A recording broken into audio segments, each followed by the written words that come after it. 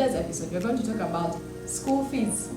How do we prepare for school fees? I'm trying to make this video in advance so that we can start to think and plan for ways to manage this stressful element, because it's not going to change. Hi, welcome to the channel. I'm Gabriela, and this is the Personal Finance and Coffee Podcast. And on this channel, we talk about managing the money that we make. How do we manage it in such a way that we feel like 5 years later, 10 years later, we've achieved the goals we want and we've made progress? This is what this channel is about. If you like this content, please like, please subscribe, so that you don't miss upcoming episodes. In today's episode, we're going to talk about school fees. How do we prepare for school fees? Because sometimes it feels like every term, every beginning of term is so stressful. You're like, school fees season, the fees, the shopping, the van, and all those things is overwhelming. How can we do it in such a way that it's not as overwhelming? I'm going to share what works for us, and then perhaps you can try it out, and also in the comments you can share with us what works for you as well. That would be very helpful. So that come 2026, guys, we are not stressed by school fees again. I'm trying to make this video in advance so that we can start to think and plan for ways to manage this stressful element, because it's not going to change. You get what I mean? It's going to be here and stay with us. So this is what works for us. So first of all, you need to know what your bill is every term. You know what the fees is? Don't just have it in your head. Please write it. You know what the fees is. If you pay for the van, you know what it is. If you do shopping, you can make an estimate, because now that one varies what you buy and things. You write that as well, and you get a total. Now, this total amount is going to be what guides you. When you have that total, you divide it by 4 months. So that January, February, March, and April are for term 1, May, June, July, and August, term 2, September, October, November, December is for the third term.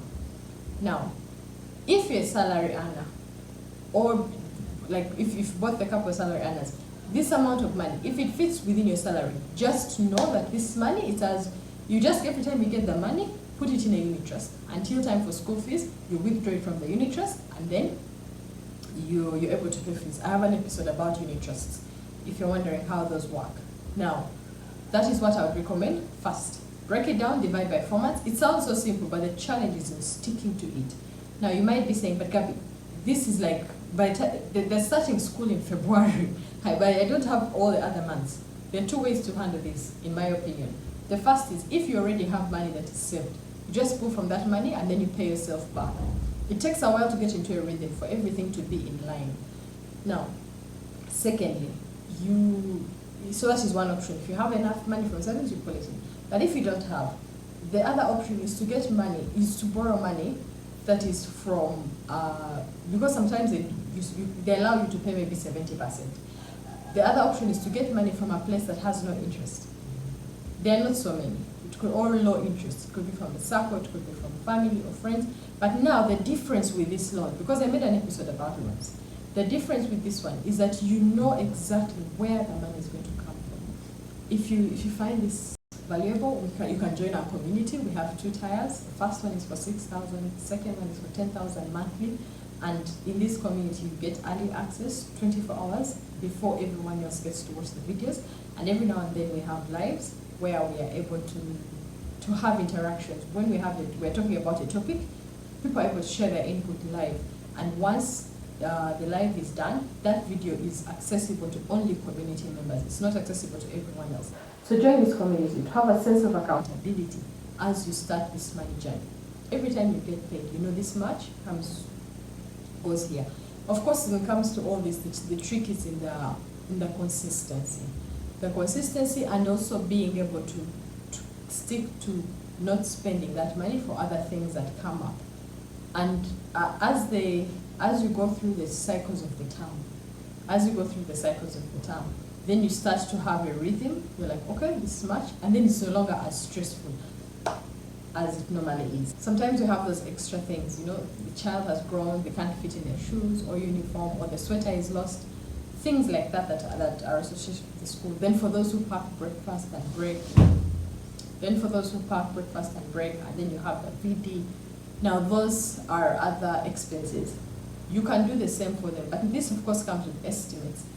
There are two ways you could have an estimate and say, okay, it doesn't happen all the time. You can maybe make a VD budget, and that VD budget, you do what I've said. You set aside money for it, especially for people who do a large, extra, go all out when it comes to VD. You can set aside money every month. So you have a sinking fund for it. I think I made an episode about using budget binders. So you set aside money for the VD. And then you can also have a sinking fund for those extra uniforms and what. So you set aside money every month for those things. Now, you might be feeling, but Gabi, this is not realistic.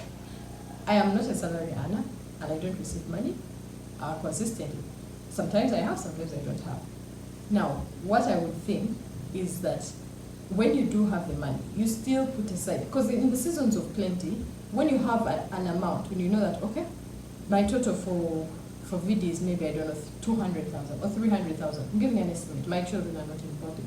But when you have that figure in your mind, then when the money comes as a lump sum, you know that, okay, I have VD, and then I have this. But if you've not set the intention, you will get the money and spend it on things that you remember first. And then the VD will still come, and then you'll be in shock and have to you get what I mean? Eh? So anyway, those are just my ideas when it comes to managing, because they're going to go to school for such a long time. By the time they finish 7 years of primary, secondary, and they're growing. So this is just my thought process on how to create a system so that this is not something that stresses you over and over again for the next, we even have university, you know what I mean? So this is just a way you can find a way of applying it. You can find a way of applying it in a way that works for you and for your situation when it comes to that. Yeah, so if you find this valuable, you can join our community. We have 2 tiers. The first one is for 6,000, the second one is for 10,000 monthly. And in this community, you get early access 24 hours before everyone else gets to watch the videos.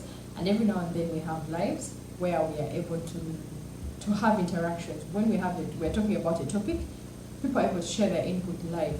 And once the live is done, that video is accessible to only community members. It's not accessible to everyone else.